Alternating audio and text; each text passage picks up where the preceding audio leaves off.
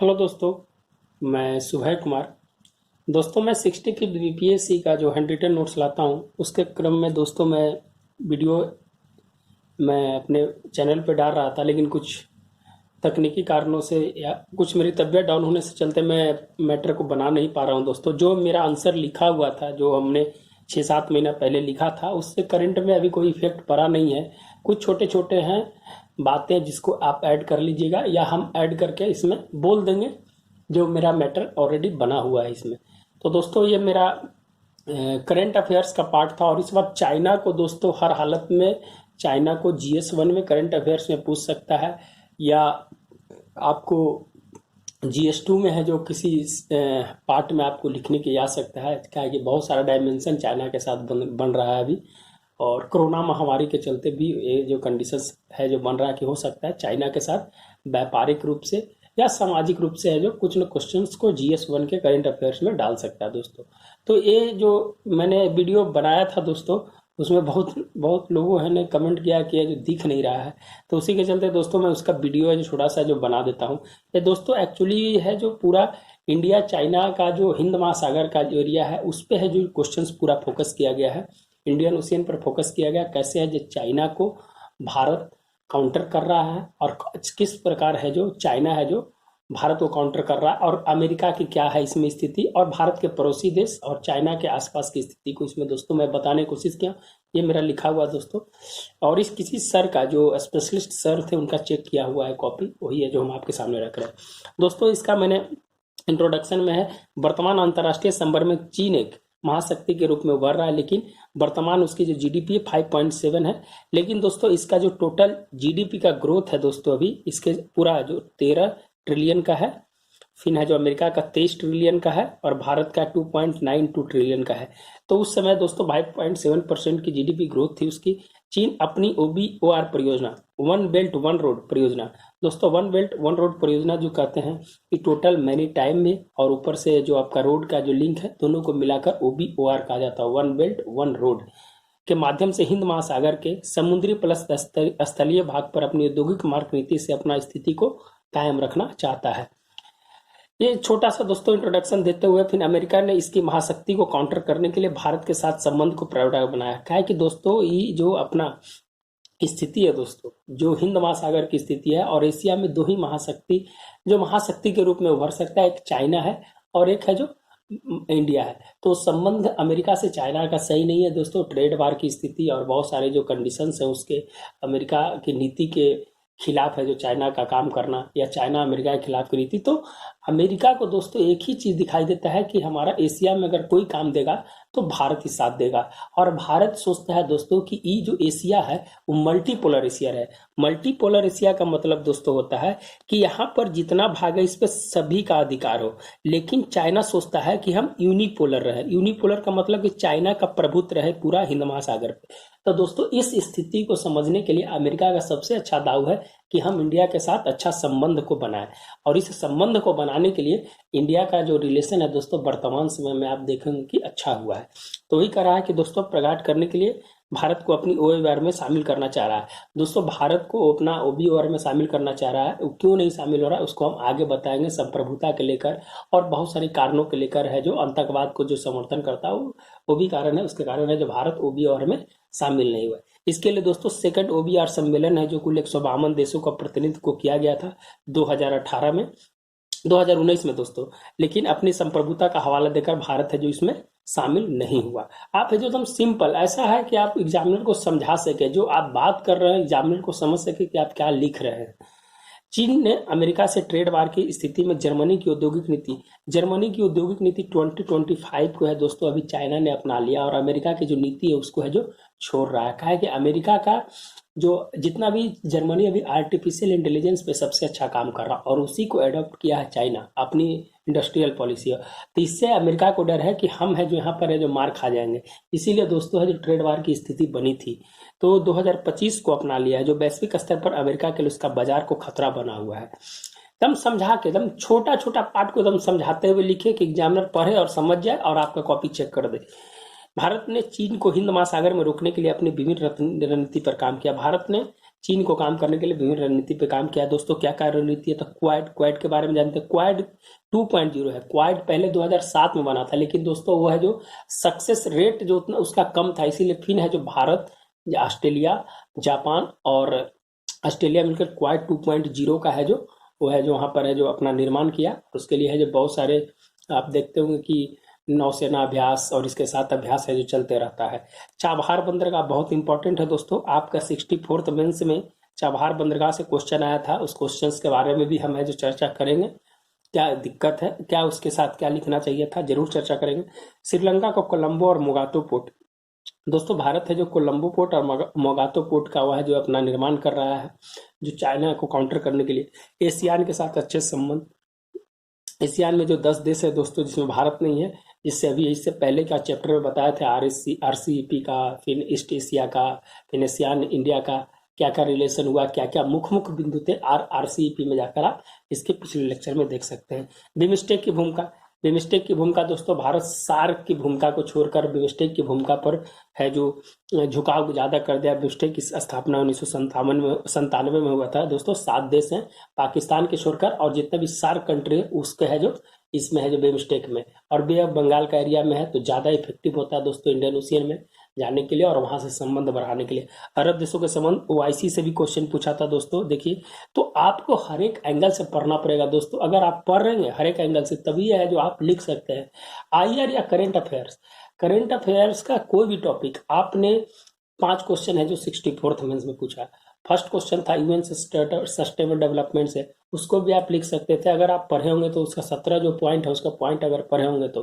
फिर दूसरा क्वेश्चन था चाबहार था दोस्तों, उसको भी आप लिख सकते हैं। चाबहार के बारे में भी हमें जो चर्चा करेंगे, चाबहार से कैसे है जो भारत का रिलेशन अफगानिस्तान तक है, और ईरान से कैसे है जो वहां पर अपना प्रभुत्व को बढ़ा रहा है। भारत का वैकल्पिक मार्ग है, स्थलीय मार्ग तो है नहीं अफगानिस्तान जाने के लिए, काहे कि POK में पड़ता है, तो वहां से तो स्तर कट गया है। तो वही एक रूट था जहां से है जो मध्य एशिया तक उधर जा सकता था भारत, एक वैकल्पिक रूट था ईरान, लेकिन वहां भी कंडीशन अभी सही नहीं है दोस्तों।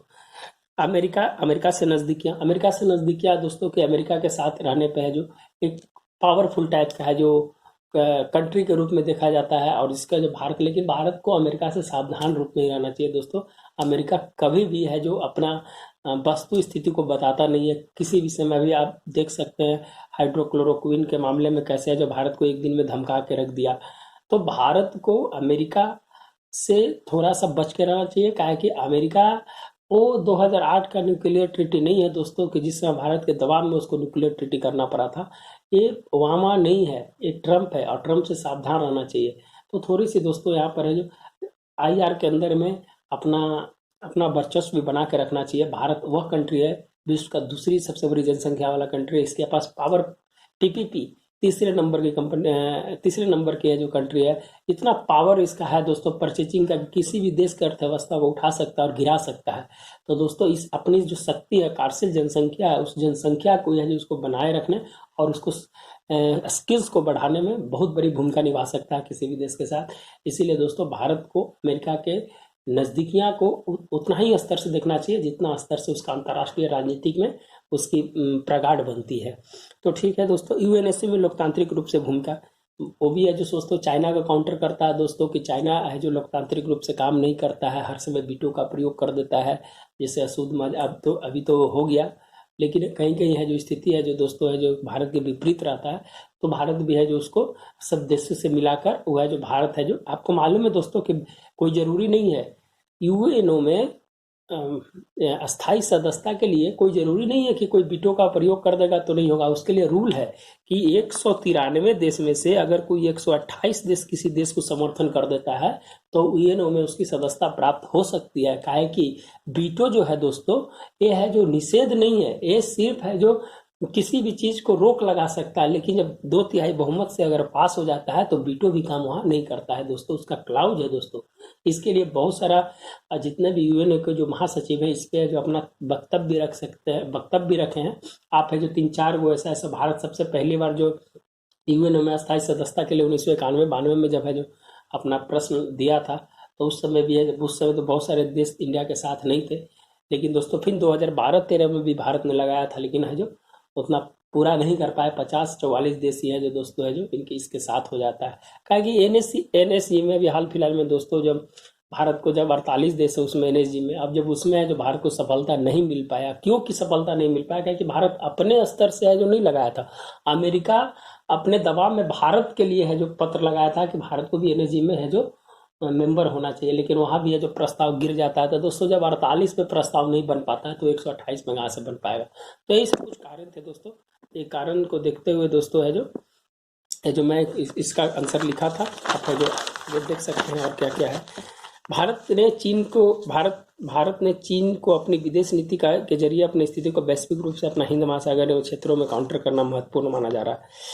चीन ने अपने कृत्रिम द्वीप बनाकर स्पार्टली और कुछ अन्य द्वीपों को अपना समुद्री सीमा बनाता है। दोस्तों ये है जो समुद्री सीमा का है जो इसका निर्धारण है 12 नॉटिकल मील, 24 नॉटिकल मील, 1400 नॉटिकल मील।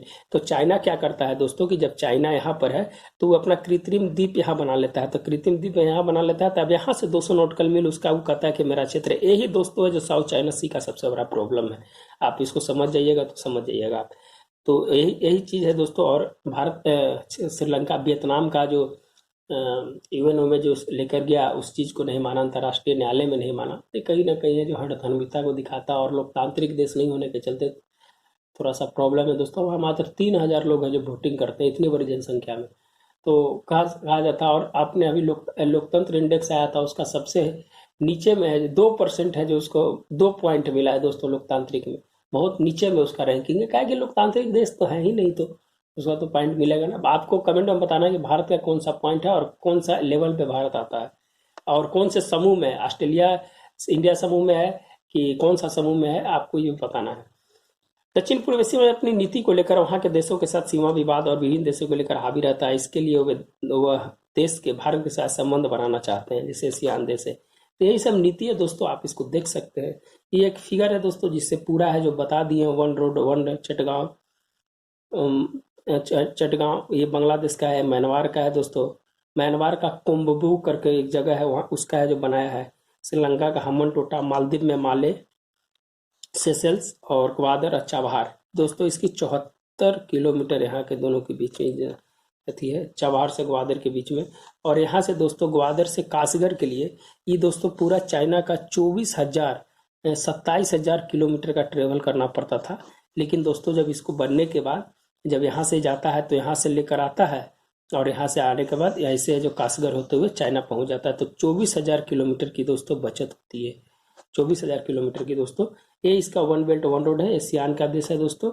और ये मलक्का स्टेट है, क्वाड है, रीयूनियन द्वीप है, बिमस्टेक है और ये मोतियों के माला। तो ये थोड़ा सा इसको आप है जो डायग्राम से आप बता सकते हैं तो आपको समझ में आ जाएगा दोस्तों।